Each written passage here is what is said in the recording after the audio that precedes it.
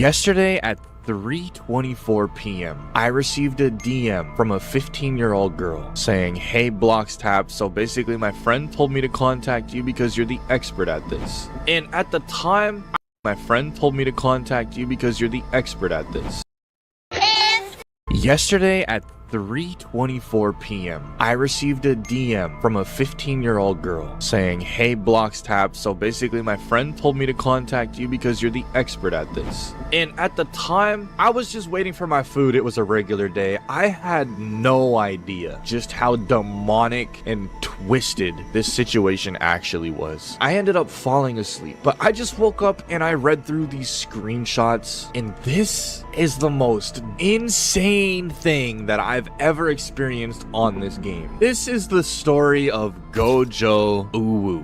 And at first glance, what looked like a normal interaction turned out to be something much more twisted and sick than I could ever imagine. I am probably going to try to put this guy in jail because what he did is genuinely illegal. Yesterday at 9:08 p.m., Gojo Uwu says, "Hey girlie." Miku says, "Hi, do I know you?" He replies, "To be honest, no. I saw you in VC with some of my friends in the Charlie server and was hoping we could get added, maybe."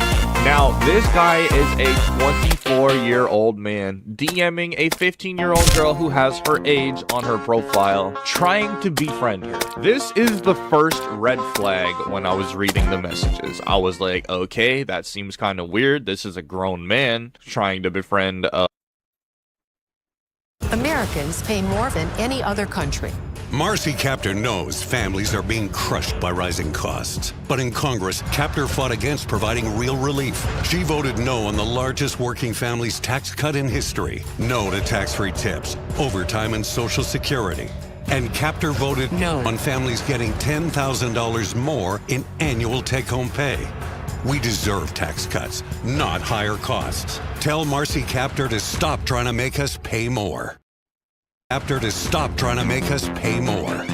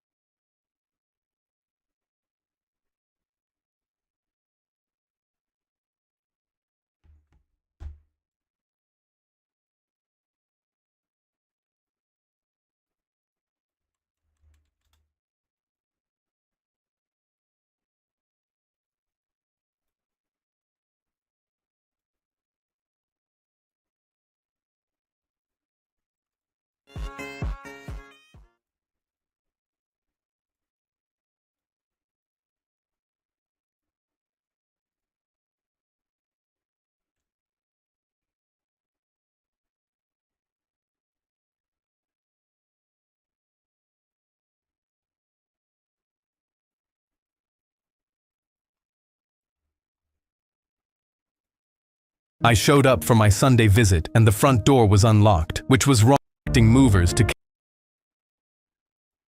notepad. The lawyer read the document and my name came out 3 times and nobody else's. Every face turned toward me like a school of fish, and the hunger in their eyes made my skin crawl. Then the lawyer read the final clause and my hands gripped the armrest so hard the leather creased. It is my express wish that the entire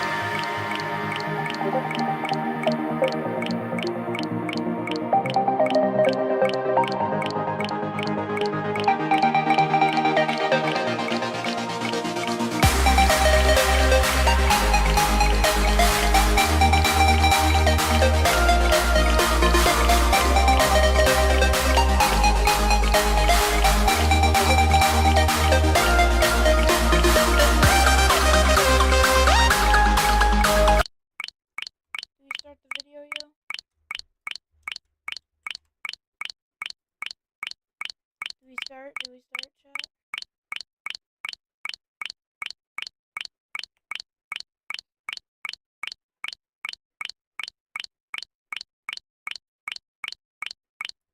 Do y'all want to start? Do y'all want to start?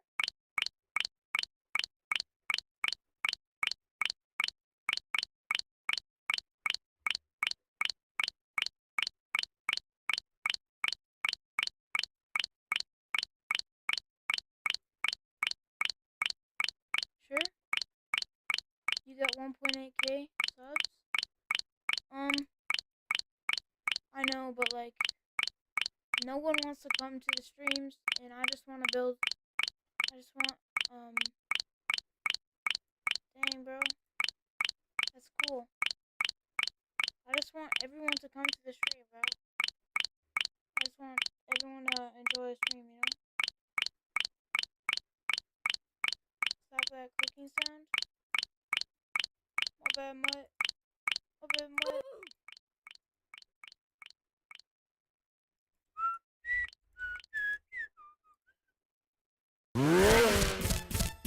Alright, let's start.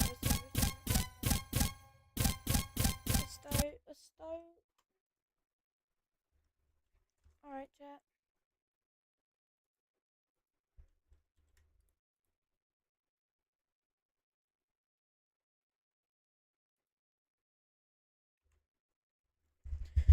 So, this guy named His Story has been recently blowing up with like billions of views every month. And he has 1,000 videos. He joined 3 years ago. And he already has 1,800 videos. 1,200 videos. 5.5 million subscribers. And today, we'll be reacting to him. So, chat, what video should we watch? Should we scroll shorts? Should we scroll the shorts? Or watch one of his videos? Bro is so late to this trend.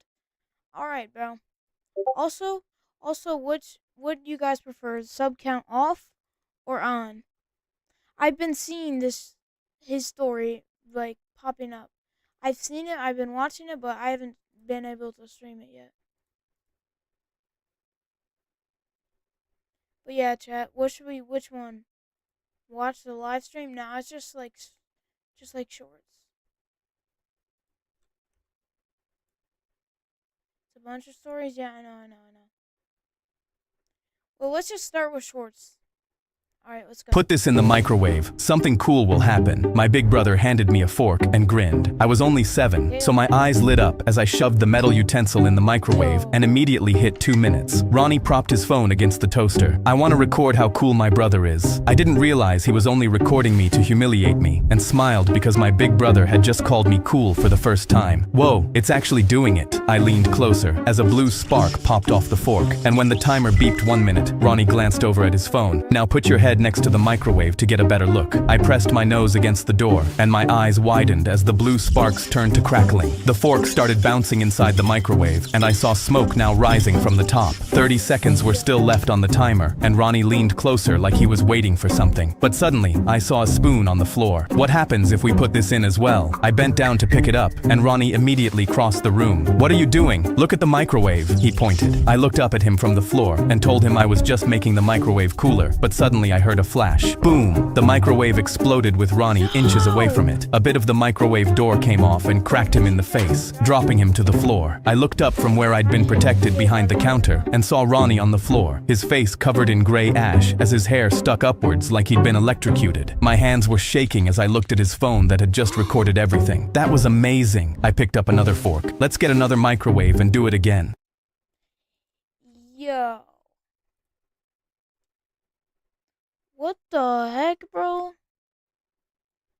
Gang, did he just say he wants to do it again?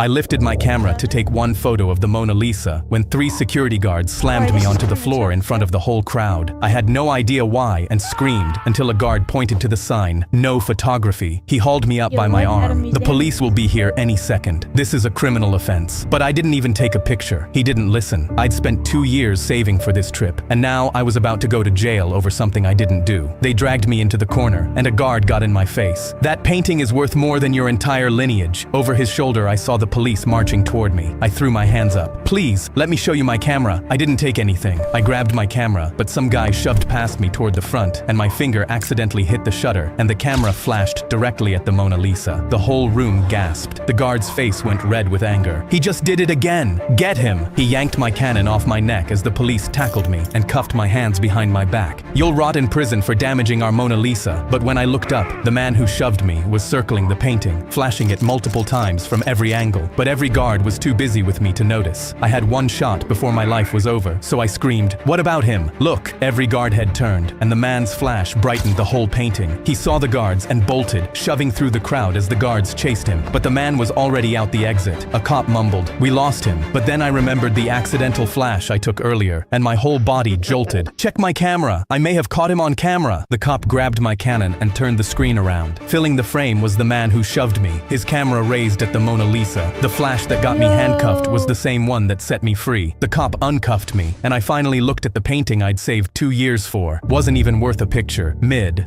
I lifted my camera to take one photo. Did you say mid? I lifted my camera to take one photo of the Mona Lisa. Mid. I lifted my camera. Said mid. We play by the rules. A man tried stealing my daughter's teddy bear at the laundromat, so I simply let him. My coworker Grant walked in with his wine-stained blazer and immediately laughed when he saw me counting quarters to wash Mia's teddy. "They don't pay you enough to own a washer, huh?" I said nothing and kept feeding quarters because I couldn't afford a new teddy. But after Grant put his blazer in, he walked over and started tapping the glass where her teddy spun. "You're seriously washing that dirty thing? Why don't you buy the kid a real toy?" Mia immediately stood up to him. "That is a real toy. My daddy got it for me." I felt proud of her. Until Grant smirked. "It's not a real toy, little girl. My kids have laser swords and arcade machines. Those are real toys." Mia suddenly went quiet, and Grant knelt down to her. "It's okay. Your daddy just doesn't love you enough to work hard and buy you nice things." My fists instantly curled as Mia backed away and teared up. But I wasn't going to swing in front of her, so I simply stepped between them. "Be quiet, Grant. For your own sake." He laughed in my face. Or what? That's when the machine behind us beeped. I opened the door to take Mia's teddy, but Grant shoved me out of the way and snatched it. He held it over Mia's head. She reached and screamed, "No," as tears ran down her cheeks, but he just laughed. That's when I snapped. I physically picked Grant and stuffed him into an open washing machine with Mia's teddy still in his hands. I shut the door and put in my last 2 quarters. He screamed, "I'm sorry, please," but I just calmly pressed spin. Mia laughed and tugged my sleeve. "That was so funny. But what about my teddy, Daddy?" I shrugged. It needed another wash anyway. Then I pointed at the floor where Grant's wallet had fallen when I lifted him. I took out 2 20s and pressed them into Mia's hand. "Come on, let's go buy a new teddy and some pancakes." We walked out while Grant banged on the glass. A man tried stealing my What the heck? That's kind of horrible. My alarm buzzed at 7 a.m., and when I picked up my phone, my heart sank because it said October 23rd for the 4th morning in a row. I was stuck living October 23rd over and over, and I had no idea why. When I got to school and sat down to eat breakfast, I spotted a kid named Elliot sitting alone at the end of the table. I nudged the girl next to me. "Do you know that kid?" She shrugged. "No idea." Something about him stuck with me because I'd sat in that exact seat myself before I made friends, and I remembered exactly how alone I'd felt. When the bell rang, I watched 2 seniors follow him toward the gym doors, and something in my gut told me they had something to do with why this day kept resetting. By loop 7, I stopped walking straight to homeroom and followed them instead, staying far enough back to watch without being seen. One senior grabbed Elliot's backpack and dumped it upside down onto the floor. Whoops! Elliot dropped to his knees to grab his papers, and nobody slowed down to help. My throat went tight, remembering what that felt like. On loop 9, I got there just as one senior shoved Elliot toward the stairwell at the end of the gym hall. "Watch your step," the senior laughed, shoving him again, right as Elliot's foot missed the top step. "Stop!" I screamed, but I was too far away to do anything. I saw him fall, then woke up in my bed at 7 a.m., heart pounding, before I ever heard him hit the bottom. That's when I realized this time loop wouldn't end until I actually saved Elliot's life myself. That day, I skipped breakfast and ran straight to the gym doors, planting myself between Elliot and the stairwell before either senior could get close. "Leave him alone," one of them smirked. "Or what?" I grabbed Elliot's arm and pulled him back a full step from the stairs. I was trying to think of my next move when a teacher rounded the corner and both seniors took off. Elliot stared at me, still shaking. "Why'd you do that?" "Because nobody should feel alone." The next morning when my alarm went off, it finally said October 24th. Elliot waved at me when I got to school, then walked over and sat down next to me instead of alone. My alarm buzzed at 7 a.m., and when I... Have you ever had a really funny moment while playing Roblox? My idiot friend started peeing himself outside English class. Dude, I'm so nervous for this presentation. If I screw it up, I'ma have to repeat junior year again. I slapped Rex. You got this, bro. Just try to picture everyone naked or something. He immediately started grinning at my chest. For 10 years straight, an old man would come into the diner. The lawyer pointed at a picture of my inflatable dragon and told the judge it was the demon Baphomet. Your Honor, this thing signals evil every single night with the defendant's purple lights. I sat there in my one good suit, trying to figure out how an inflatable dragon had turned into a lawsuit that could cost me thousands of dollars, but at least I had come prepared with doorbell footage that made me... But I think the videos are like a bunch of, like, it's just like one topic. I could die if I touched my girlfriend now. Let's do...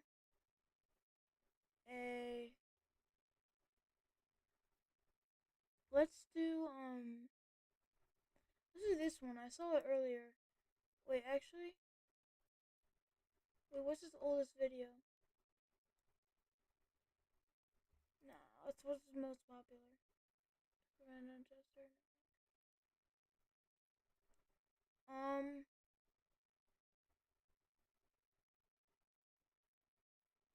Let's do...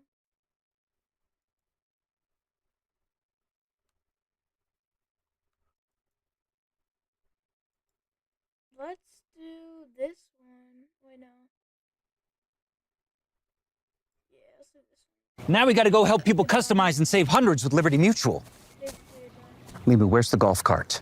Drew threw a kid through a plate glass window at a house party. The glass exploded across the front lawn, and the kid landed on his back in the bushes with blood pouring down his face, and Drew was standing over him with his fists still clenched, screaming at him. People were running. Someone was calling 911. I grabbed Drew by the arm and dragged him around the side of the house so hard he stumbled. Someone had already called the cops. I could hear sirens and blue light pulsed through the trees at the end of the block, and as soon as he realized what he had just done, it all hit him at once. Drew grabbed me by both shoulders and shook me so hard my teeth rattled, tears and snot running down his face. If this goes on my record, I lose my scholarship. You don't have anything to lose. I have everything on the line. You owe me this. I shoved him off me, and my heart was pounding with panic. I have a scholarship too. I know, and I'll protect it. I swear. I'll go to coach the second year out, and I'll help you prove it wasn't you. I'll tell them everything. I just need time. He dropped to his knees on the pavement and gripped the front of my jacket with both fists. 1 month. You'll do 1 month. And when you get out, I will fix everything. Your scholarship, your girl, your spot. I swear on my life. Drew had been my best friend since 3rd grade. The sirens were on our street. I grabbed the front of his shirt and pulled him up off his knees. I was terrified of what I was about to do, but I said yes. I took the plea. 1 month in juvenile detention. My lawyer told me I was throwing my future away, and I signed the paper anyway. My mom was in the front row, and when the judge read the sentence, she let out a sob so loud the whole courtroom turned, and the guilt hit me so hard I couldn't breathe.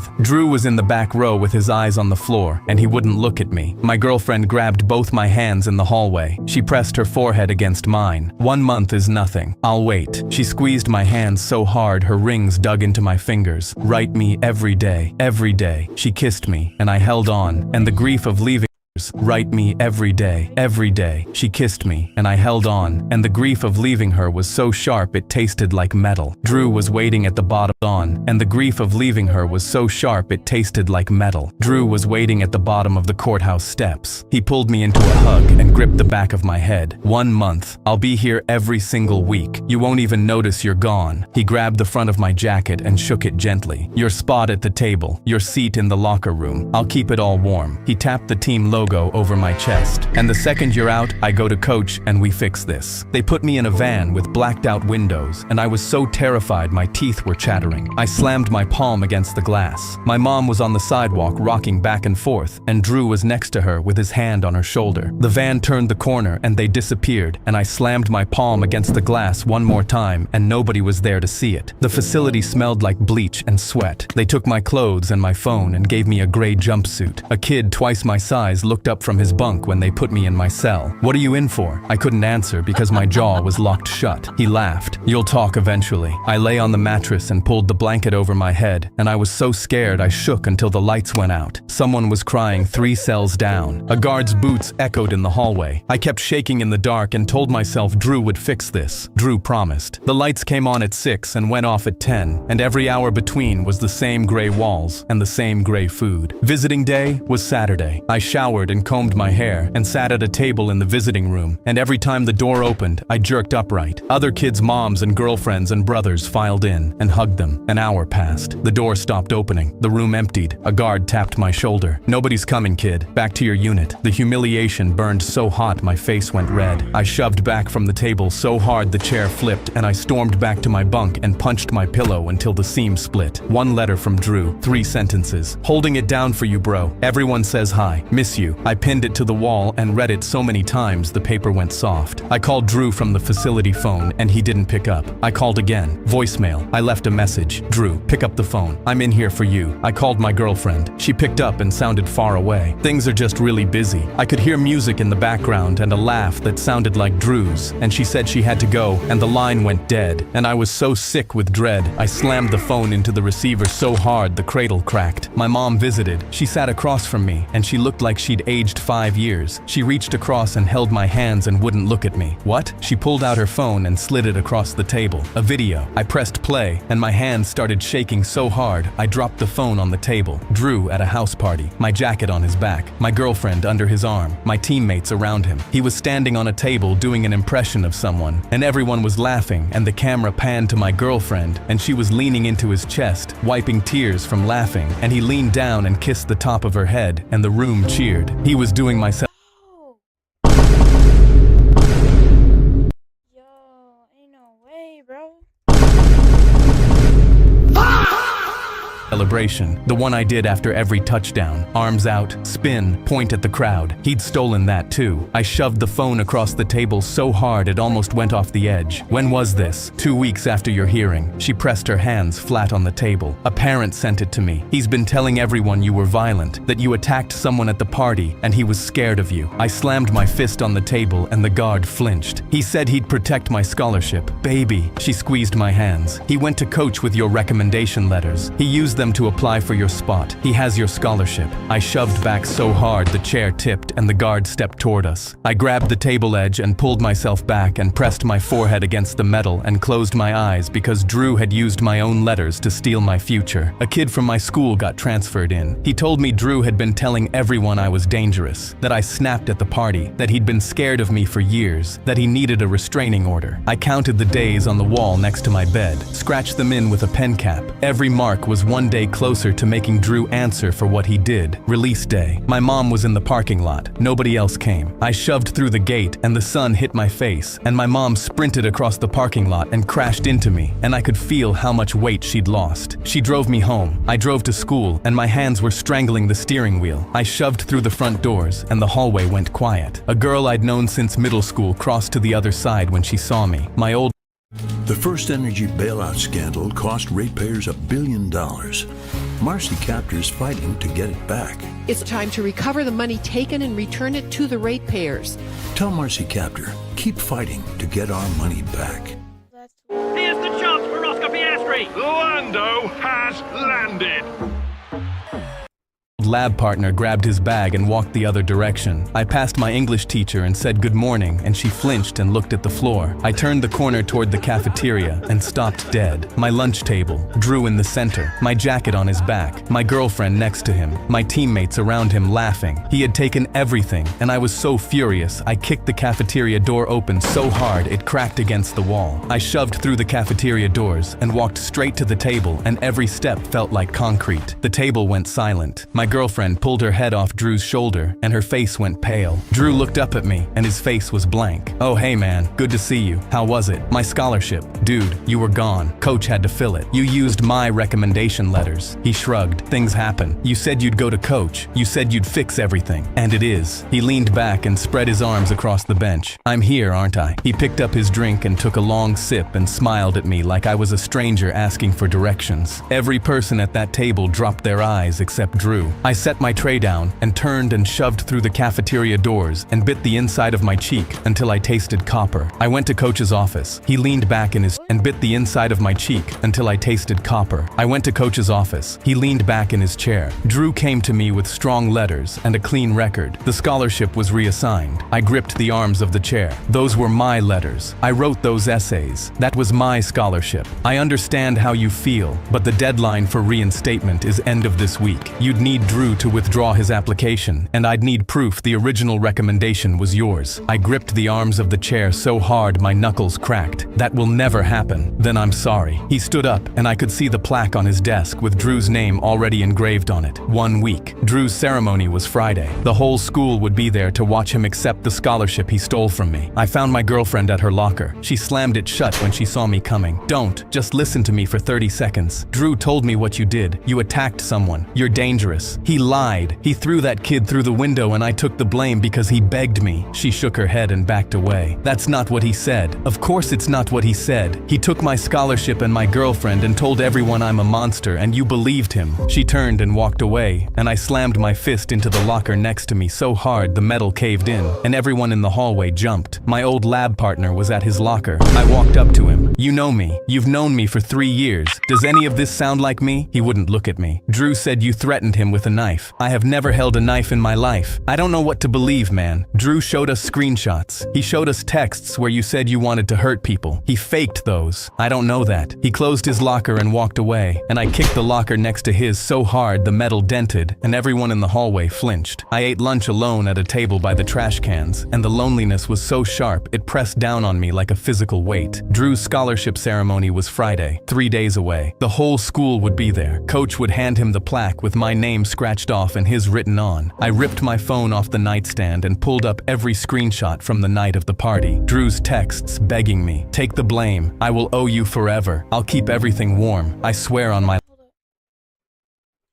What does it say? What does it say? Okay. So, okay. I've deleted all the old messages. You mean the ones where you begged me to take the fall for your mistake? Where you swore up and down, just, no, we can't just change it. Please let me explain.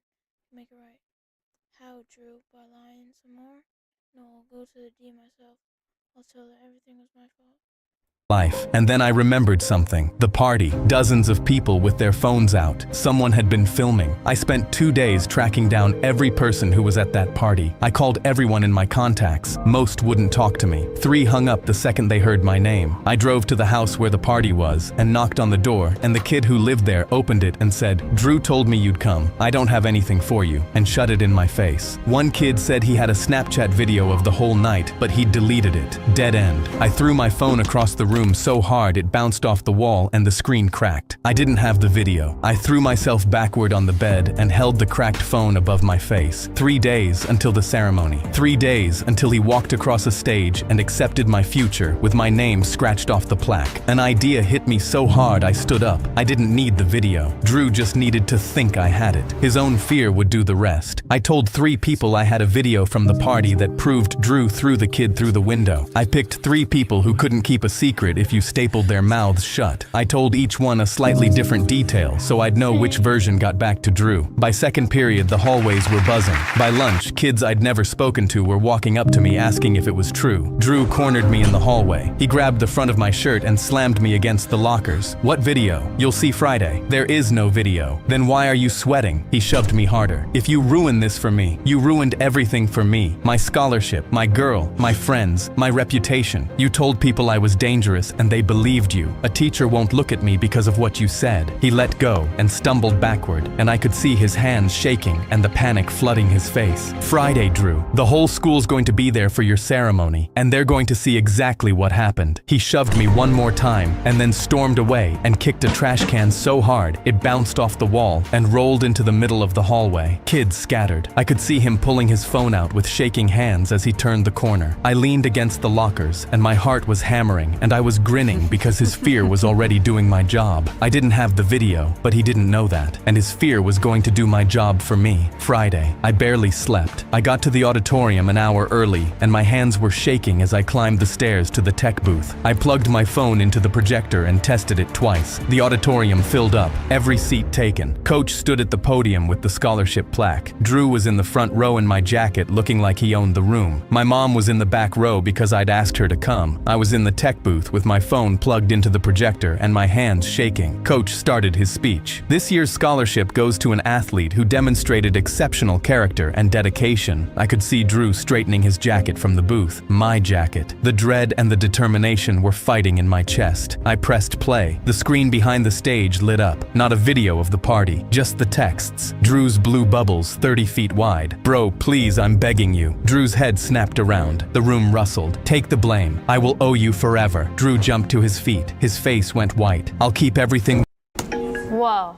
What's that? I just built a budgeting app in Base 44. Guys, Nina just built an app. Impossible. Nina can't. Warm. I swear on my life. Pure panic took over Drew's face. He charged the stage. He vaulted over the first row of chairs and knocked a girl's bag off her lap and sprinted up the aisle with his face wild. He tried to jump onto the stage and missed, and scrambled up on his hands and knees and ran toward the tech booth, screaming at the top of his lungs. Turn it off! That's not what happened. I was there, but I didn't. He froze. I was there. Savage triumph flooded through me. The silence was so thick I could hear him breathing into the microphone he'd grabbed off the podium. A girl in the front row whispered, "Oh my God." A teacher stood up. Dead silence. I stepped out of the tech booth and walked to the front of the stage, and my heart was pounding with a grim, ferocious satisfaction, because every lie he'd told was unraveling, and he'd done it to himself. Drew was standing in the aisle with every eye in the room on him, and his own words hanging in the air like smoke. He tried to recover. I didn't mean I wasn't. There's no video of the party, Drew. I jumped off the stage and landed in the aisle 3 feet from him. I never had one. His face crumbled. You just told 400 people you were there. You just told them it wasn't what happened. You just told them you needed a video turned off because it could prove something. I held up my phone. All I had were your texts. The ones where you begged me to take the blame. The ones where you swore you'd protect my scholarship. The ones where you promised you'd fix everything. The screen cycled. His posts. Photos with my friends captioned, "The Crew." Photos with my girlfriend captioned, "My Girl." A post that said, "Sometimes people leave your life and you realize it was for the better." Side by side with, "You're literally saving my life right now." Drew looked around the room like a trapped animal. He's crazy. He went to juvie because he attacked someone. I had to get a restraining order. My teammate stood up in the 5th row. Nah, you told me the same thing, but those texts are from the night it happened, and I remember you calling me crying about it. Another teammate stood. He told me you threatened him with a knife. I believed him. I'm sorry. Half the auditorium was crying. My girlfriend stood up. Our eyes met, and her chin trembled, and she pressed her hand over her mouth and turned and walked out, and the door closed behind her, and I felt nothing because she had made her choice a month ago. Coach stepped to the microphone. His face was gray. Drew turned to him. "Did you assault that student at the party?" Drew's mouth opened and closed. "Did this young man serve a month in detention for something you did?" Drew looked around the room, and every face was turned toward him, and not one of them was on his side. "Did you use his recommendation letters to take his scholarship?" Drew grabbed my jacket off the back of his chair and shoved past the entire row, knocking a girl's bag off her lap. He shouldered through the auditorium doors, and they slammed shut, knocking a girl's bag off her lap, jacket off the back of his chair, and shoved past the entire row, knocking a girl's bag off her lap.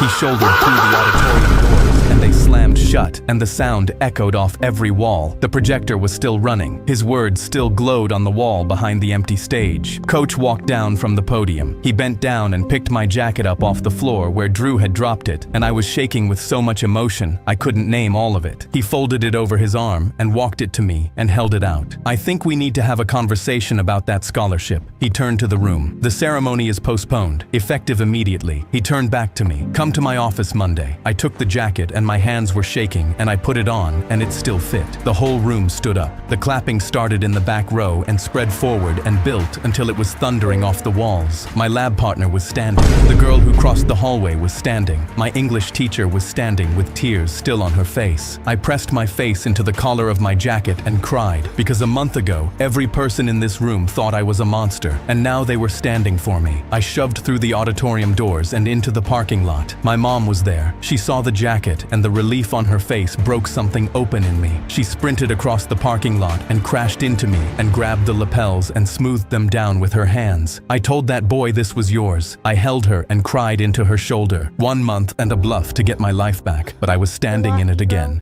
What if you could make a song using only your voice? Let's start with the drums. Dang. Okay, this is giving 5. Dang, bro.